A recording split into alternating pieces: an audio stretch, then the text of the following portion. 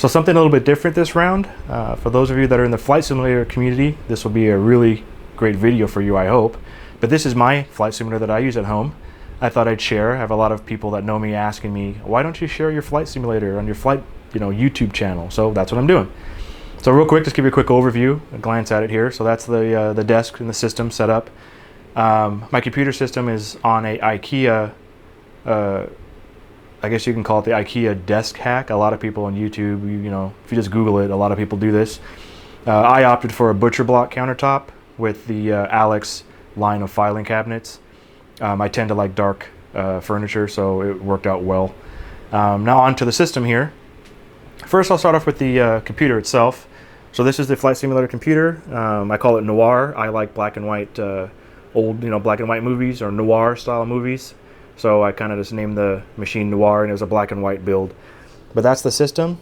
Basically, it's running a Corsair X299. It's running a Asus X299 TUF Mark II. The case is a Corsair 750D case, full tower case. Video card is an EVGA GTX 1080. I know that there's a 2080, 2080 Ti, 1080 Ti, 2080 Super, but for what I do, I'm not a gamer really, so I just kind of opted for the 1080, and it clearly pushes the simulator fine. 64 gigabytes of RGB Corsair RAM. I'm running 4 Samsung SSDs in the back there. Each one of those is 500 gigs. Basically, I have operating system, a data, a scratch, and then a simulator drive. On top, I have, I don't know if you can see it through the mesh there, a single Western Digital 10 terabyte Western Digital Enterprise Gold drive. That actually has all of my textures. I'm running about 6 terabytes, close to 6 terabytes of Ortho4XP textures worldwide that I use in X-Plane. The software, again, is X-Plane 11. What else? Custom cables from Cable Mods, all black and white, custom.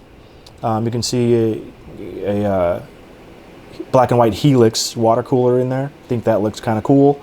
Power supply is just your standard Corsair 850. I'm not using the onboard Ethernet. I'm actually running an Intel X540 Ti 10 gigabit Ethernet. My house is structured wiring, Cat 7, 10 gig. So I wanted to have the throughput with all of my machines in the house. A little bit of RGB, not a lot. I like the subtleness of it. But that's basically the machine. I'm trying to think if I missed anything. Well, the Corsair all-in-one water cooler. So you're probably wondering why I have the Helix. I just thought it looked cool, so I just bought it. I think computers, when I build a computer, I kind of think they're kind of art. So, this particular build, I just wanted a really sleek-looking black and white build, and I think I matched that. On to some of the equipment here. So here's my yoke, CH Eclipse yoke.